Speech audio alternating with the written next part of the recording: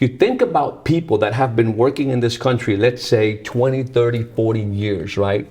Once they've accumulated those $100,000 or $500,000 or several million, they also are accustomed to a certain lifestyle that they want to maintain. Therefore, moving from accumulation of assets or accumulation of money into a distribution state, they need to change the strategy. The biggest fear people have is running out of money and still having many more years to live. Mm-hmm. So who is the entity? What are the products that can ensure that people will not run out of money?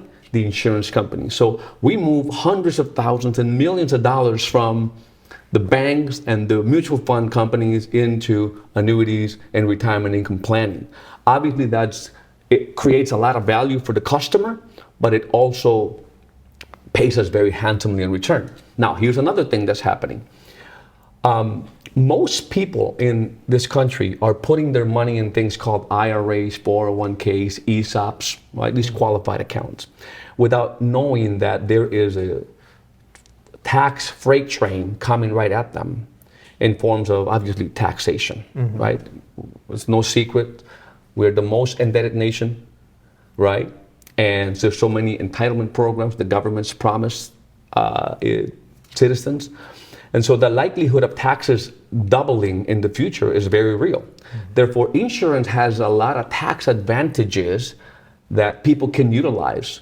So what we do is we train our agents per se on those advanced strategies that when people listen to them, they no longer look at them just as an insurance agent, but they're actually strategies that help people protect their money from everything that erodes the value.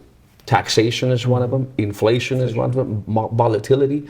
So insurance, like I said, I developed such a strong passion for what it can do to preserve wealth, to transfer wealth, and obviously to create income that people can't outlive. And when you look at it that way, you can see the value people can deliver. And that's why if you look at, if you just go online, you look, what is the industry most likely to make people into a millionaire? That would be the financial industry.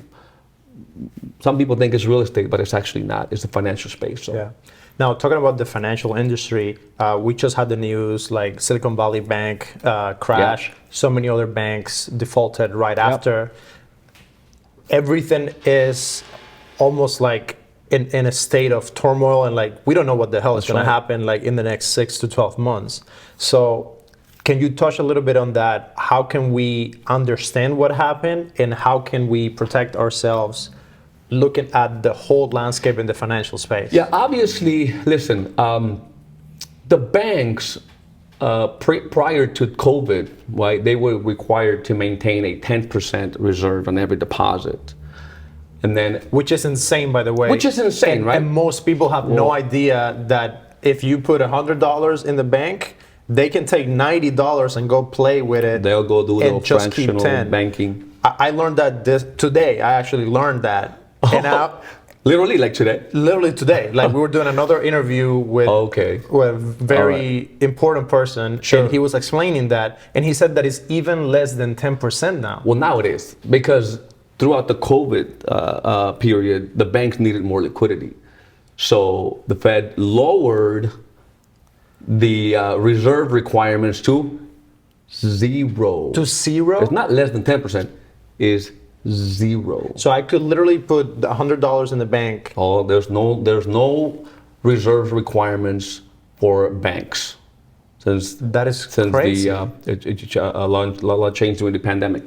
So one of the reasons I would say you are much better and way safer in the insurance space is because insurance must maintain reserves equivalent to the guarantees made on the contracts. And when when an insurance company has, let's say, if for them to be considered solid, let's say, A plus in terms of their strength, let's say they have to have $1.50 or $1.10 or $1.03 for every dollar that they promise on their policies.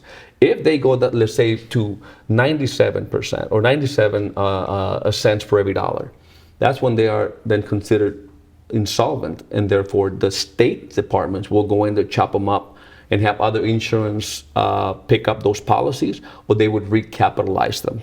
That's in short. So no wonder during the 2008 recession, not a single insurance company actually went belly up, but over 200 banks did. Does that make sense? So yeah, that's very interesting. Now, I would think that the insurance vehicle just doesn't have the liquidity that you would need. So, for example, if you're running a business, you can't put all your assets into an insurance program because you need to hit payroll. Yeah, absolutely. Nobody should put all their assets into any one thing. I mean, that diversification still continues to trump, right? To be the way to go. But if we're just kind of trying to compare in the world of protection, if you think about banks or government on insurance companies, right? Insurance companies are pretty solid because, hey, listen, they are experts in risk management. Now, I'm not saying that there hasn't been insurance company that has gone belly up. There are. But the way that the states require them, in other words, let me be a little bit more clear.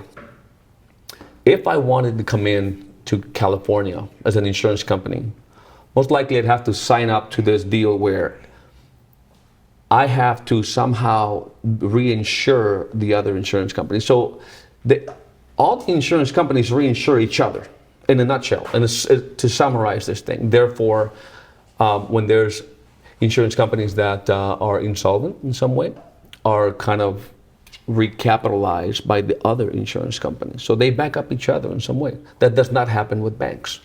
Yeah. So now let me go back to the entrepreneurial side, and because I want to make sure that we deliver value for guys starting their business.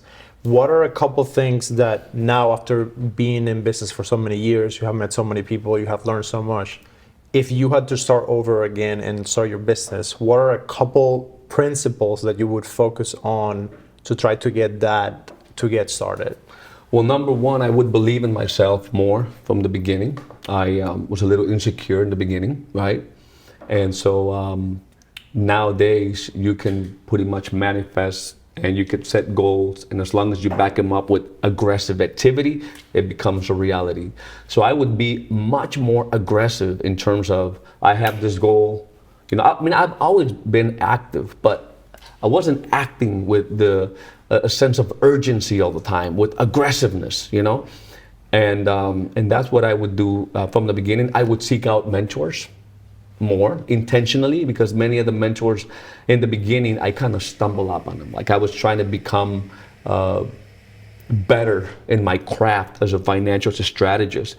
And so I went to events, I went to conferences, and I stumbled up on a few people that I look up to. But I wasn't intentionally looking to mentorship. And so today, I'm like looking, like who's got the result that I want, and I try to get with them as quickly as I can. And that has speed up my growth significantly.